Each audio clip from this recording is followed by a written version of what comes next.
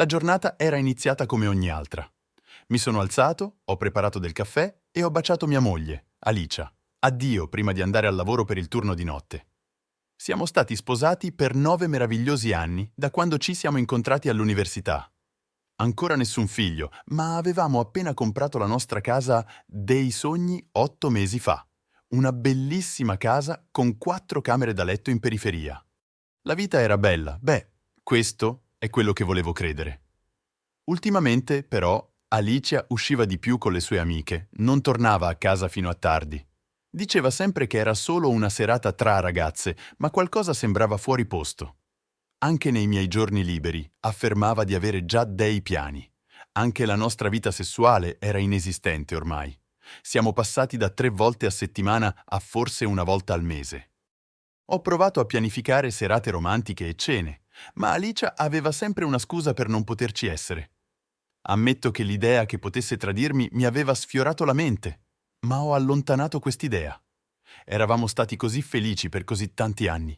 Non c'era modo che Alicia potesse fare una cosa del genere a me, a noi. Tuttavia, avevo questa sensazione fastidiosa nel profondo che non riuscivo a scacciare. Alla fine, abbiamo avuto un enorme litigio riguardo alle sue uscite notturne. Le ho detto che non era normale per una donna sposata stare fuori fino alle 2, 3 di mattina, più volte a settimana. Alicia si è difesa insistendo sul fatto che si stava solo divertendo con le sue amiche. Prima di partire per il mio turno quella notte, non avevo idea di cosa stesse succedendo con mia moglie. Mentre guidavo verso il lavoro, la mia mente era piena di possibilità. Ero paranoico o Alicia stava davvero tradendo? Ho faticato a concentrarmi durante il mio turno, immaginando vari scenari nella mia testa. Quando sono tornato a casa la mattina successiva, avevo preso una decisione. Avevo bisogno di prove, in un modo o nell'altro. Nella mia prossima notte libera ho installato telecamere nascoste fuori casa e una all'interno rivolta verso le scale. Se Alicia stava tradendo, lo avrei saputo. Mi sentivo malato a farlo, spiare mia propria moglie, ma avevo bisogno... Era necessario sapere la verità. Qualche notte dopo, mentre mi preparavo per il lavoro, ho controllato rapidamente le riprese. Nulla di insolito ancora. Con un sospiro ho cancellato i file di quella notte e ho cercato di allontanare tutto dalla mia mente. Forse stavo esagerando dopo tutto, ma una settimana dopo le mie peggiori paure si sono confermate. La prima telecamera ha catturato Alicia mentre baciava un uomo addio alla nostra porta d'ingresso. Poi la telecamera interna lo ha mostrato mentre salivano le scale con lei, i loro vestiti abbandonati sui gradini. Il mio cuore è caduto nello stomaco. Mi stava tradendo. A malapena riuscivo a vedere chiaro. Ero così arrabbiato e ferito. Attraverso le lacrime ho saltato avanti nelle riprese. Nei giorni seguenti altri 2 uomini sono apparsi mentre ero al lavoro. Mi sentivo completamente tradito. La donna che avevo amato per quasi un decennio, la persona di cui mi fidavo di più nella vita, mi stava tradendo con 3 uomini diversi. Non ero sicuro di cosa fare dopo, ma ho raccolto i miei pensieri e ho deciso che dovevo sorprenderla di persona. Così, una notte, ho finto di partire per il lavoro come al solito, ma invece sono andato a un 711 nelle vicinanze e ho aspettato, guardando l'app sul mio telefono che mostrava i feed delle telecamere. Verso mezzanotte ho visto arrivare una macchina, un uomo è uscito ed è entrato. Mia moglie lo ha accolto alla porta, baciandolo con passione. Mi sentivo malato nel vederlo, ma ora avevo tutte le prove di cui avevo bisogno. Avrei potuto fermarmi dopo aver ottenuto il primo pezzo di ripresa, ma volevo più riprese per dimostrare che questo era un suo schema. Sono corso a casa e ho parcheggiato a qualche casa di distanza, entrando silenziosamente dalla porta sul retro, tenendo una mazza da baseball che avevo preso dal mio bagagliaio. Sono entrato con una furia silenziosa che mi pulsava nelle vene. I rumori dalla nostra camera da letto facevano bollire la mia rabbia. Ho sfondato la porta, mazza alzata e pronta.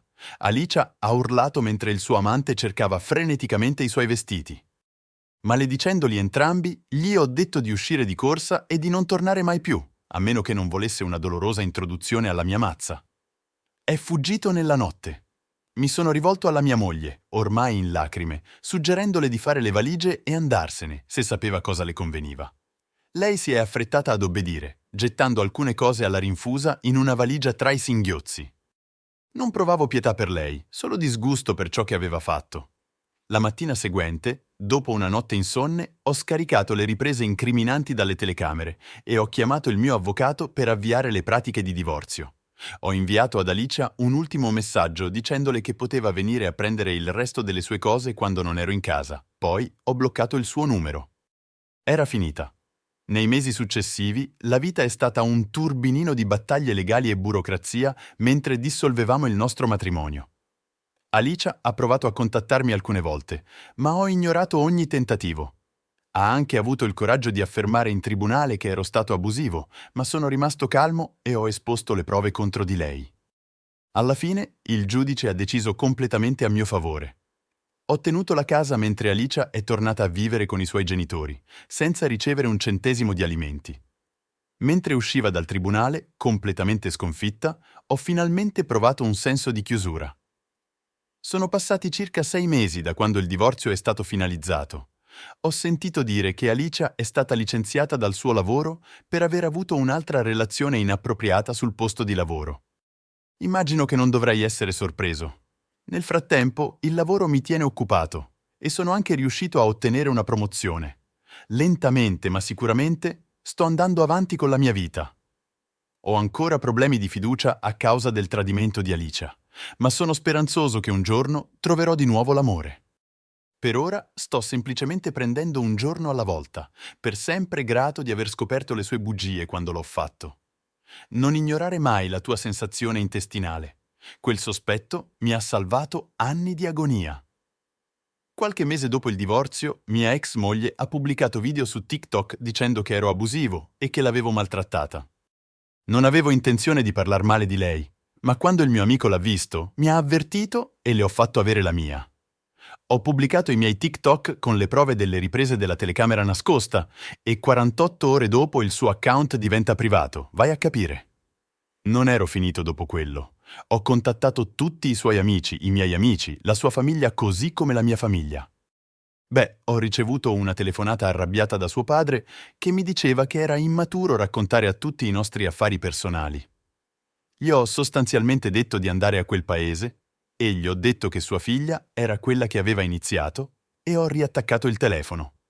Avanti veloce di un paio di settimane mi è stato riferito che mia ex moglie è stata rimproverata nel suo nuovo lavoro perché dormiva con uno dei suoi colleghi e sua moglie lo ha scoperto. Ho sentito dire che questo è tornato ai suoi genitori e che erano furiosi.